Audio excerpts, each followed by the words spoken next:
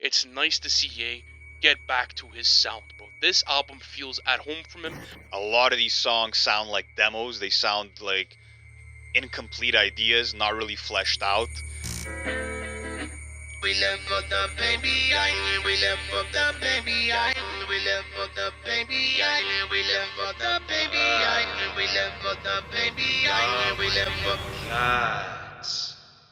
With his new album, Bully, Kanye West has the entire world taken aside. Released after a chaotic series of delays on March 28, 2026, it's being called everything from a comeback rivaling My Beautiful Dark Twisted Fantasy to a disaster that tarnishes his legacy. Some people hear a generational genius return to form. Others hear an unfinished mess. Today we're breaking down the stunning production, the interesting lyrics, and the controversial rollout to settle the debate. So what's up, guys?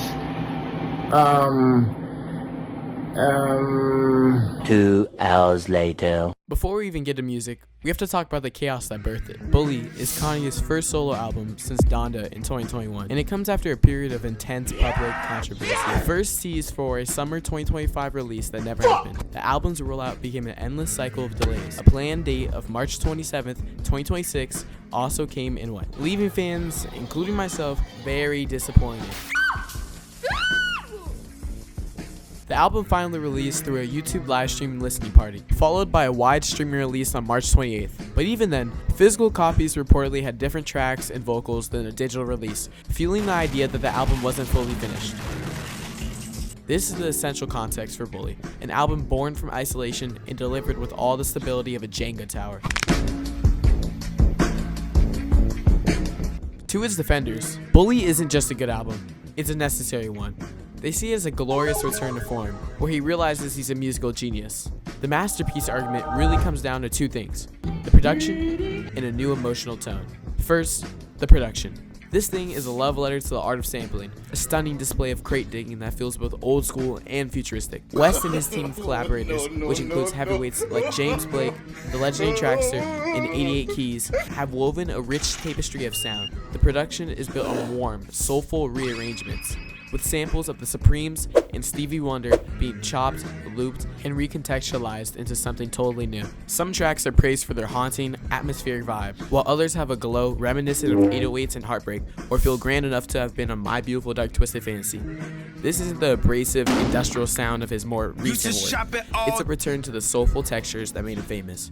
It feels like Kanye is finally tapping back into his purest musical roots.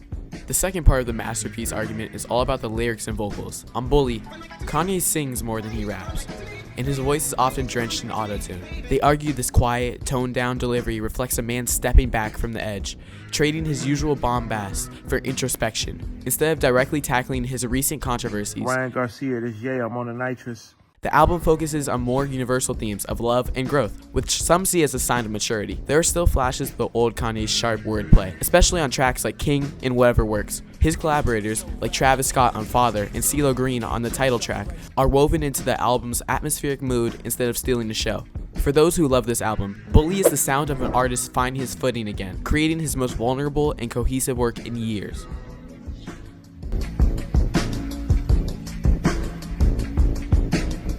Of course, for every fan calling Bully a masterpiece, there's a critic calling it unfinished. The case for it being a mess is just as compelling, and it targets the exact same things its supporters praise: the vocals, the lyrics, and the chaotic execution. Let's start with the AI controversy. Right before the release, Kanye posted, "Bully on the way, no AI." But the reality seems to have been more complicated. Fans who received their physical vinyl copies early complained that some tracks, particularly Preacher Man, featured what they described as deepfake or heavily processed AI-generated vocals. These AI vocals were reportedly removed and re-recorded for the later streaming version, creating a bizarre situation where different listeners were hearing fundamentally different albums. This wasn't just a technical hiccup. For some, it felt like a betrayal of a promise and a sign of a flawed process. Beyond the AI slop accusations, many critics argue Kanye's performance on the album is one of his weakest ever. The melodic, sung style that some find vulnerable, others find it to be mumbled filler that lacks any real urgency. The lyrics are often dismissed as vague and repetitive, after a public apology published in the Wall Street Journal seemed to set the stage for a deeply personal album. Many listeners found Bully to be emotionally hollow, avoiding any real self-examination. Instead, they got repetitive chants on tracks like This a Must, featuring Nine Vicious, by the way. You love to see it. Oh yeah, I'm in this bitch, man. And just boring lyrics. And while the production gets a lot of love, it's not immune to criticism. Some argue that the atmospheric beats feel more like demos or incomplete ideas. This feeling of incompleteness is amplified by the disastrous rollout, the constant delays, the missed release on March 27th, and the different versions of the album all point to a project that was rushed. For critics, Bully isn't a polished comeback.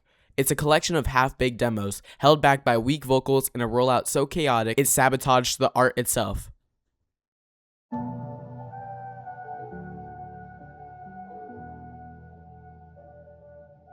So, is Bully a masterpiece or a mess? After digging through it all, the most honest answer is that it's both. The masterpiece argument has a real merit. The production on the album features moments of pure, undeniable genius. The way Kanye and his team manipulate soul samples is a powerful reminder that his ear for beats is nearly unmatched. There are parts of this album that are warm, rich, and inventive as anything he's ever made. However, the mess argument is just as valid. That production brilliance often feels wasted, serving as a lush background for some of the most uninspired vocal performances of Kanye's career. The album is haunted by the ghost of its own chaotic creation, the AI controversy, the last-minute changes, and the unshakable feeling that we're listening to a work in progress. It hints at vulnerability without ever truly letting its guard down, leaving a frustratingly hollow core.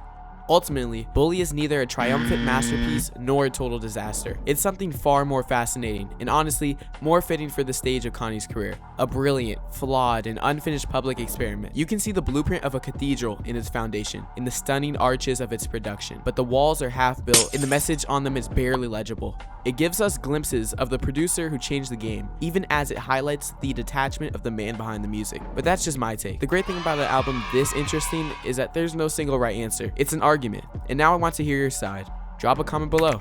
Is Bully a masterpiece or a mess? And like always, if you enjoyed the video, subscribe. Or don't.